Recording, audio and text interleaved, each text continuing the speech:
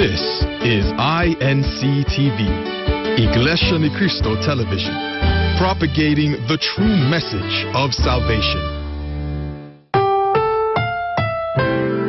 Ang susunod na programa ay rated PG. Ito ay nangangailangan ng patnubay at gabay ng magulang para sa mga batang manonood.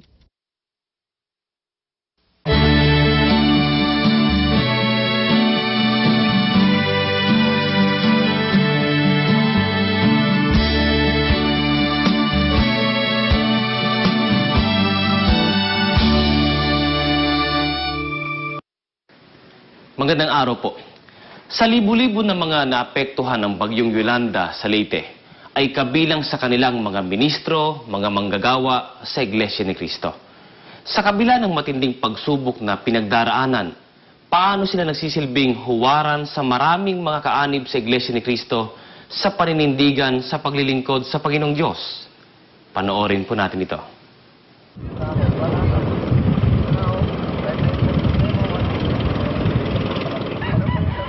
Habang isinusulat namin ang istoryang ito, mahigit na sa isang buwan ang lumipas nang manalasa ang bagyong Yolanda.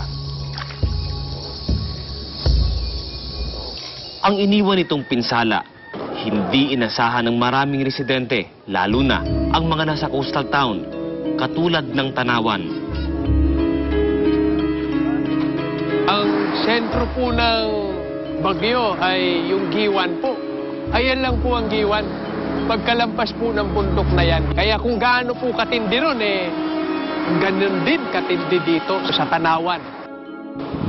Sa kasagsagan ng pananalasa ng kalamidad, si kapatid na Truman Amisola ang manggagawa sa Iglesia ni Cristo na nakadistino sa lokal ng Tanawan. Dito po kami, kasama ng pamilya ko noong bagyo. Dito po kami inabutan ng malaking tubig mula sa dagat. Noong mabasag na po, ibagsak na yung frame dito, pasok na po kami ng asawa ko sa kwarto. Nandito na po kami. May ano po dyan, yung bed po namin dyan. Niakyat ko yung anak ko dito sa cabinet po na to. Tapos akyat po kami ng misis ko, meron pong table po dito. Sobrang nervyos, nahimatay po yung misis ko. Sigaw ako na sigaw, sabi ko gumising ka, awa po ng Diyos. Ay nagising po siya. Nung magising siya, sinuntok ko po kaagad itong kisame ng 2 beses sa kanan, 1 beses sa kaliwa. Saka ako na po binaklas lahat po ng nandito. Pagkaakyat po namin, wala na pong bubungan ang bahay na to. Doon po kami, nakaupo po kami dyan sa sementong pong yan. Diyan po kami nakasalampat. Ang misis ko, kaharap ko, at dito nakakapit sa kahoy na to. Sabi ko, kapit kang mabuti dyan para hindi tayo tangayin ng hangin. Nakita namin yung mga tao nakatungtong sa mga bahay nila, inaanod. Tapos maya-maya po, nagdilim. Dahil yung hangin may kasama pong tubig, umiikot. Pati tubig, habang naroon kami, tinitignan namin yung tubig, umiikot. Yung kasagsagan po ng pagragasan ng tubig, anong nasa isip nyo? Ang totoo po, dito pa lamang po kami, nananalangin na po kami. Hanggang sa makaakyat kami, wala po kaming ginawa. Maya't maya, nananalangin kami sa Panginoong Diyos. Nagmamakaawang, iligtas niya kami. Sabi po namin, Ama, huwag mo na pong pahintulutang tumaas pa ang tubig. Ito pong napakalakas na hangin na to, alisin mo na po. Pero sabi ko sa misis ko, ano man ang mangyari, kalooban na ng Diyos yan. Wala tayong magagawa. Ang ating ipakiusap ngayon sa Kanya, buhayin pa niya tayo. Dahil gusto pa nating tumupad. Wala ko kaming ginawa, kundi umiyak, sumigaw ng Ama, Panginoong Jesucristo, alalahanin mo kami sa pagkakataong ito. Iligtas mo kami. Naisip ko po yung oordinahan pa ako. Pinangiusap ko rin yun sa Ama. Kung pahihintulutan mo, Ama, bubuhayin mo pa kami. matutuloy po ang ordinasyon ko. Sana pumayag ka. Ordenahan po ako. Pangako namin sa'yo, sabi ko, kung bubuhayin mo pa kami, lalo kaming magtatapat at magtatalaga sa tungkuling kaloob mo sa amin. Ipinagkaloob ng Panginoong Diyos ang kahilingan ni kapatid na Truman. Sa 64 na inordenahan sa lokal ng Commonwealth noong Nobyembre 15, kasama siya sa mga itinalaga na ministro sa Iglesia ni Cristo. Ngayon po na ako po ay tumanggap ng pagpapatong ng kamay ng tagapamahala, kung ano mensaheng tinanggap ko ngayon, sasabihin ko sa mga kapatid. Sa ganitong mga biyayang dumarating sa kanilang buhay, hindi nila nalilimutang gunitain ang ginawang pagliligtas sa kanila ng Panginoong Diyos. Iniisip ko po na ma-ordenahan po siya. Bawat minuto po, yun yung pinapanalangin namin. Na sana po maligtas pa kami kasi magiging ministro pa siya. At basta every time po na nanalangin kami, pinangako po namin sa Ama na hindi kami manghihina ng pananampalataya. Magpapatuloy kami sa paglilingkod at hindi namin pababayaan yung mga kapatid namin doon. Babalik at babalik kami doon para tulungan sila at sa awa ng Diyos po, niligtas kami ng Ama.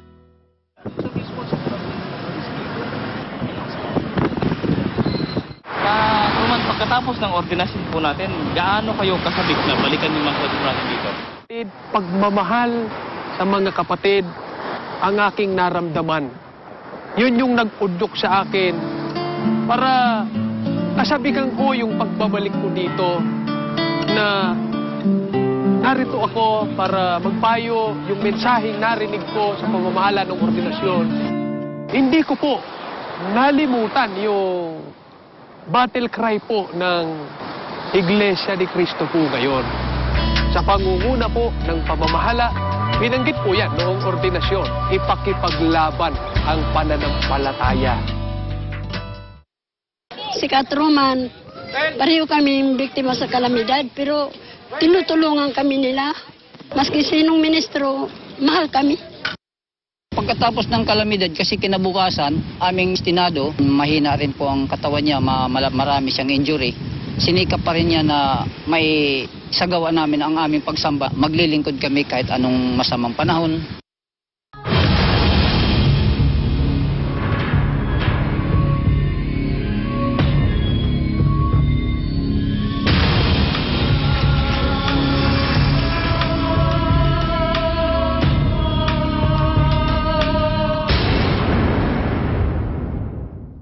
Sa unang pagsamba po ng pagkatapos lamang ng Bagyong Yolanda, sa madaling araw na yun ay sinikap namin magising ng maaga. Yung pagsambang 5:45, napakamaaga pa po noon. At walang elektrisidad sa oras na yon. At ang kapilya ho natin sa lokal ng Tacloban ay napapalibutan ng mga basura. Tinawid po namin yung mga pagkakataong yun. Mga konting ilaw lang, basta makapaglakad lang. Kilometrong nilalakad ng mga kapatid. Makasamba lang po.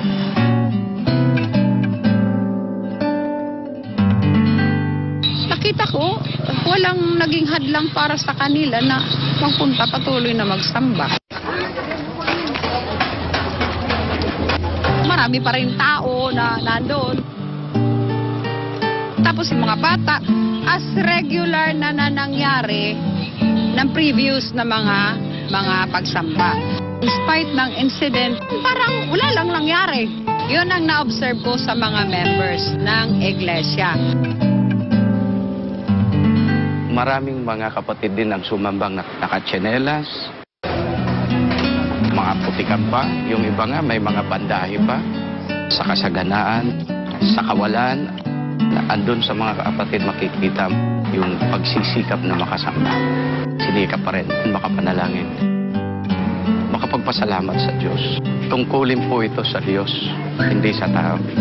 Kaya kahit anumang katayuan ng buhay, gagawin at gagawin na natin ang paraan para makasamba.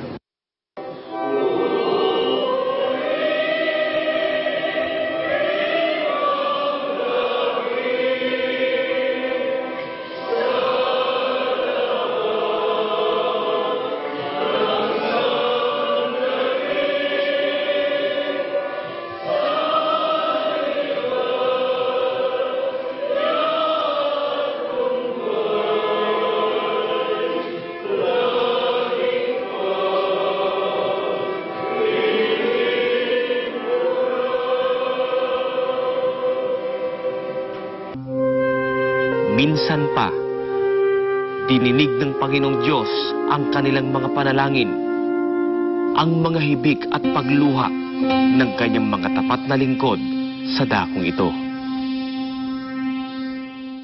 Ang tagapamahalang pangkalahatan sa kanilang mga instruksyon sa kanilang mga katuwang na ministro at manggagawa, pinagawa na ang kaukulang paghahanda. Hindi napigil ang kalikasan. Dumating ang isang napakalakas na bagyo. Pero sapagkat inihanda ng kapatid na Eduardo V. Malano ang iglesia, kagyat na nandun ang tulong ng tagapamahalang pangkalahatan. Yung mga mapagdarausan agad ng maayos na pagsamba, unang iniatas ng pamamahala sa atin, nasiguruhin agad yan. Kasi mga kapatid, kahit na dumanas ng napakatinding suliranin, bunga ng kalamidad na yon, hindi naman sila tumigil sa pagsamba. Wala tayong pagsambang hindi na isagawa. Nagpadala ng agad ng mga ministrong kakausap sa kanila, mga kapatid, mga metungkulin, na may dala-dala agad na pangangailangan nila, gaya ng pagkain, damit, mga pangunahing kailangan nila.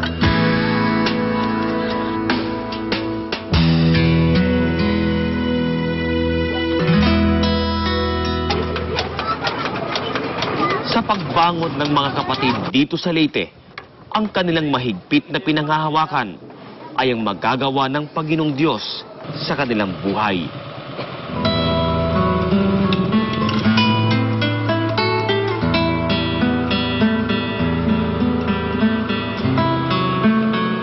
Ang Diyos ang makapangyarihan sa lahat. Kaya mahigpit ang bilin agad ng tagapamahalang pangkalahatan. Iparating sa lahat ng mga tagapangasiwa ng mga distrito eklesyastiko ng Iglesia ni Cristo sa buong mundo. Ipanalangin ang mga kapatid natin na nadamay sa kalamidad. Sapagkat kung meron higit sa lahat na makapagbabangon sa kanila mula sa naging kalagayan nila ang ating Panginoong Diyos. Kasangkapan ang tagapamahalang pangkalahatan. Ang panalangin po, yun ang pinakamahalaga, pinakasandata namin po. Yun ang nagbigay lakas sa amin na doon namin matanggap ang mga biyaya at pagpapala para kami lalong makapanatili sa aming mga paglilingkod. Sa bawat panalangin, nasa puso ng mga kapatid ang malaking pagpapasalamat sa Panginoong Diyos sa paglalagay ng pamamahala sa iglesia na buong pusong nagmamalasakit sa kanila. Ang tagapamahalang pangkalahatan, ang kapatid na Eduardo V. Malano, ay laging basbasan ng Panginoong Diyos. Ibigay sa kanyang patnubay na kailangan para maalagaan lalo kami sa lugar na ito. Malagaan ang mga kapatid saang mangdako sa mundo. At sila din ang magsilbing malapit na buhay na inspirasyon naming mga kapatid na hindi mawalan ng pag-asa. Sa mga bata, lagi namin binabanggit. Andyan ang ka-Eduardo, ang tagapamahalang ng iglesia. Panalangin ng pamamahal ay nasa amin. Hindi kami nauulitan.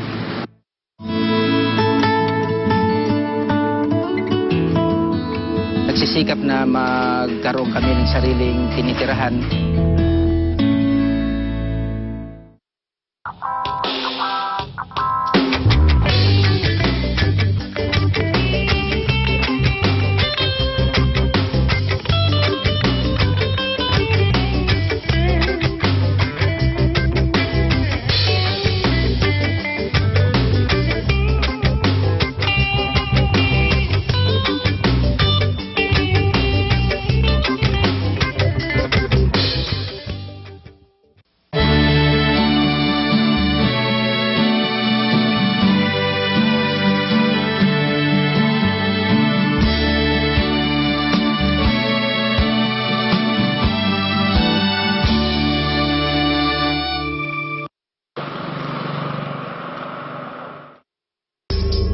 Quezon, Leyte, yan ang karaniwang nasa isipan at damdamin, kapwa ng mga residente at mga nagmamalasakit sa kanila. Mahigit na sa 1 buwan na sila'y nakalugmok sa ganitong kalagayan. Nagsisikap na magkaroon kami ng sariling tinitirahan kasi nasira po ang bahay namin noong kasagsagan ng bagyo po. Inipon-ipon po para kung mayroon pang mapapakinabangan, ayun ang gagawin mo.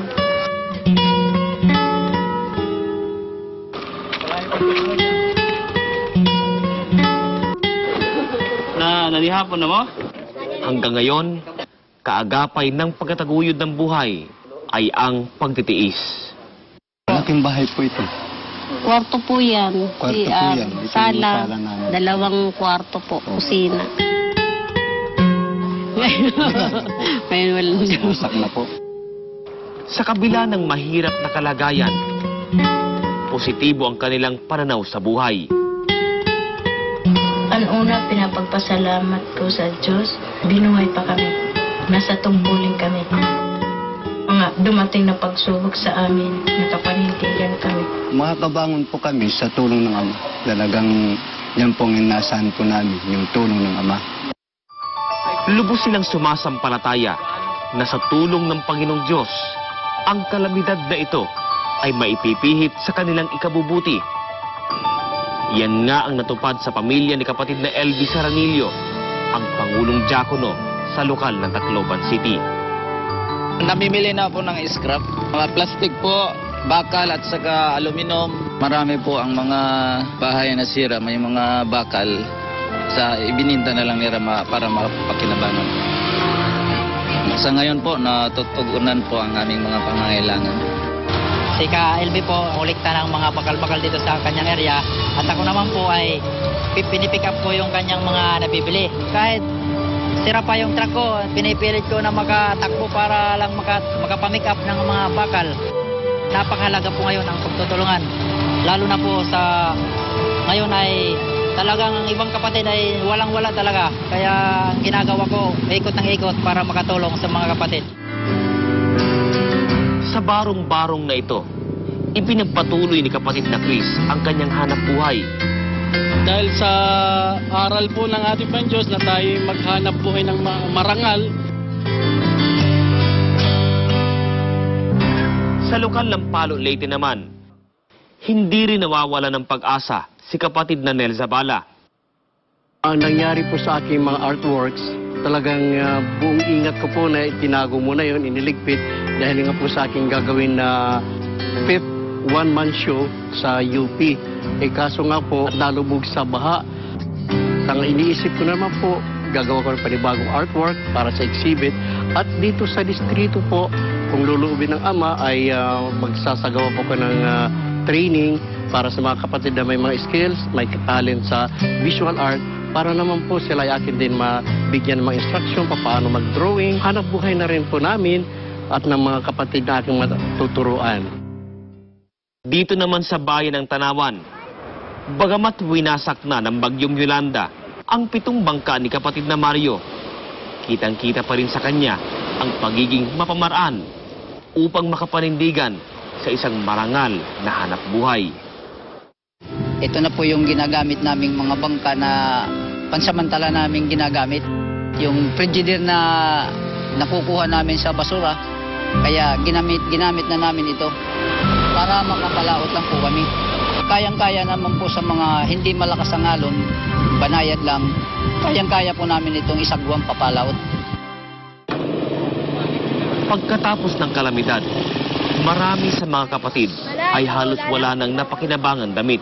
Kabilang sa kanilang ikinalulungkot ay ang sa pagtupad ng tungkulin sa iglesia. Hindi ko na magamit ang Amerikana na ginagamit ko noon sa pagiging Pangulong Diakono.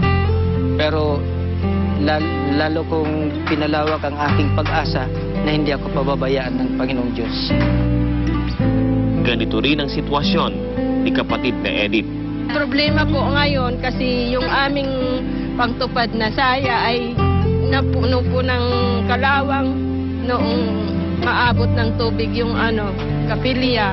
Ang amin lang pinapanata at tinihiling sana matulungan kami. Mabigyan kami ng pagtupad kasi nakakalungkot po. Mas lalong nakakalungkot pag hindi kami nakakatupad ng aming tungkulin. Parang nawala na po ang lahat. Lalo na't magpapasalamat po. Gusto namin tumupad na malinis ang aming kasuotan. Kaagapay ng pagbangon ng mga kapatid, ang tuloy-tuloy na pagtulong sa kanila ng Panginoong Diyos sa pagkasangkapan sa tagapamahalang pangkalahatan ng Iglesia ni Cristo at ng mga kapatid sa iba't ibang mga dako. Sana po itong saya na ito ay makapagdulot ng kasiyahan sa inyo po. Naway patuloy po kayo makakasubad ng inyong tungkulin. Hindi alam ng mga kapatid na kami ay naghahanap ng mga bibigyan ng mga karagdagang munting sorpresa. Sa pamamagitan ng station manager ng INC TV, ang kapatid na Romel San Victores ay inabot sa ilang kapatid ang itinuturing nilang pinakamahalagang kasuotan. Kapatid, meron kaming sorpresa para sa inyo. Salamat po, kapatid. Hindi po, buksan po ninyo yan.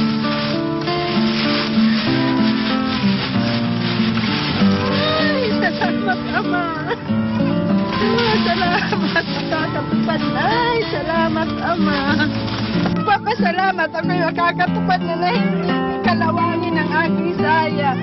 Maraming salamat po. Sana pagpalain po kayo lahat ng ating Ama. Salamat po sa buong iglesia. Kabilang sa mga kapatid na napagkalooban ng uniforme ay ang mag-asawang Demesa. Sana po makatulong po ito sa inyo. Uniforme po niya pagtupad ng ito. Salamat po. Nako, sige po, buksan po niya. Salamat po.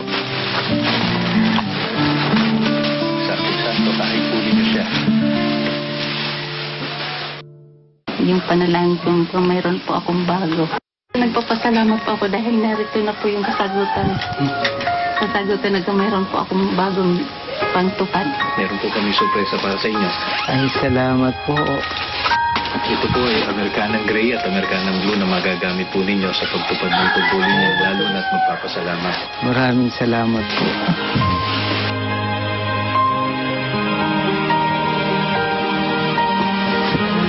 Sakto mo ah. Parang sinadya po. Parang sinukat lang po. Kayo, gaano kayo kasi meron yung bagong Amerikana po? Parang hindi ko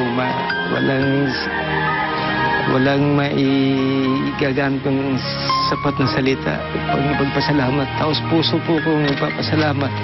Unang-una sa Diyos. Tapos kung sino man po ang kapatid na nagbibigay nito. Hindi ko po inaasahan ganitong tulong sa amin. Kahit nagdaraan kami ng matinding pagsubok, nahaaliw po ako sa ganitong surprise sa buhay namin. Ito po ang pinakamahalaga namin sa aming buhay. Kaya taos puso po akong nagpapasalamat sa ating tagapamahalang pangkalahatan. Maraming salamat po, lalo na po sa Diyos. Linggo, araw ng pagsamba sa lokal ng Tacloban City. Maagang bumayak ang mag-asawang Demesa. Ako po at ang aking sambahayan patuloy pong maninindigan. Ano man ang mga dumating pang hindi man namin inaasahan, titindigan namin ang pananampalataya namin sapagkat ito'y sa Diyos, ang Diyos ang aking laging kaakbay. Sa loob ng gusaling sambahan, walang bakas ng nagdaang kalamidad. Maituturing na mabilis ang pagbangon ng mga kapatid. Ang mga sumasamba sa pangunguna ng mga ministro at mga manggagawa, mga may tungkulin sa iglesia, at mga bagong nagpasyang umanib sa Iglesia ni Cristo, lahat sila ay magkakasama pa rin sa mga paglilingkod sa Panginoong Diyos. Maawa naman mo sa inyo. Lalo na kayo, alam namin ang pinagdaan. Iba't ibang karanasan ay narinig namin mula sa inyo. Kapag ka, di sumahin natin totoo na pagkabigin, ang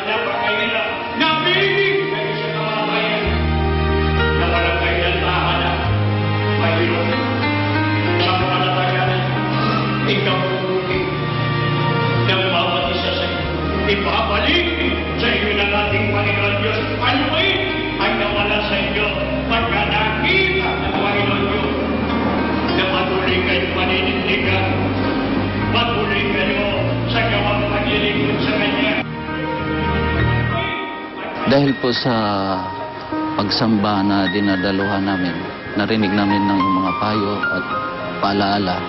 Doon po kami nagkaroon ng matibay na pag-asa na kami maka-move on. Kung wala pong mga ganong mga pagsamba, walang mga pagpapayo, siguro lupay-pay kami at walang pag-asa sa buhay. Positive po talaga dahil sa ang Diyos naman ay hindi magpabaya sa mga anak. Darating kung mga pagsubok, hindi ko bibitiwan po ang mga pagsamba. Sa loob ng 3 araw naming pamamalagi rito sa Leyte, marami kaming mga karanasang narinig na bahagi na sa kasaysayan ng buhay ng mga kapatid sa kanilang patuloy na pagkipaglaban sa kanilang pananampalataya. Sa pagtatapos ng taong ito, nagdanas man ng matinding pagsubok at kalungkutan, ang higit na mababakas ay ang taglay nilang paninindigan sa paglilingkod sa Panginoong Diyos. Maraming salamat sa Diyos na binuhay kami. Binigyan pa kami ng pag-asa na itong buhay namin ngayon na nalalabi, gagamitin po namin ito sa paglilingkod sa Diyos. Ang Bagyo Yolanda po sa mga kapatid, lalo itong nagpaibayo sa aming pananampalataya at lalong nagpalapit sa Panginoong Diyos sa bawat isa sa atin. Bagamat nawalan po ng kinabubuhay, walang bahay, pero yung pananampalataya po hindi mawawala. Yan ang pangako namin sa Panginoong Diyos na mayroon mang kalamidad o wala, sa kahirapan man o kasaganaan, patuloy kaming sasamba't maglilingkod sa Kanya.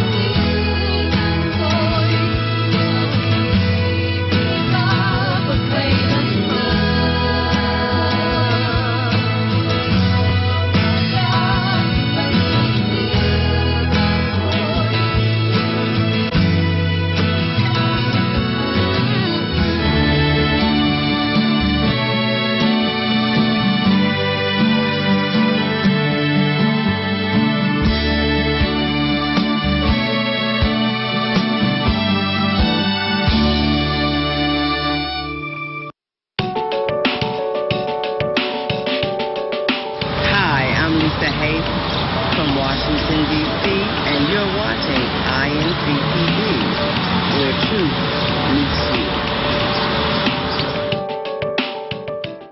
Napapansin ko po, meron schedule na kahit anong araw or oras ay pumupunta po sila. Minsan, sinasakripisyo pa nga po nila yung ginagawa nila para lang makapagsamba.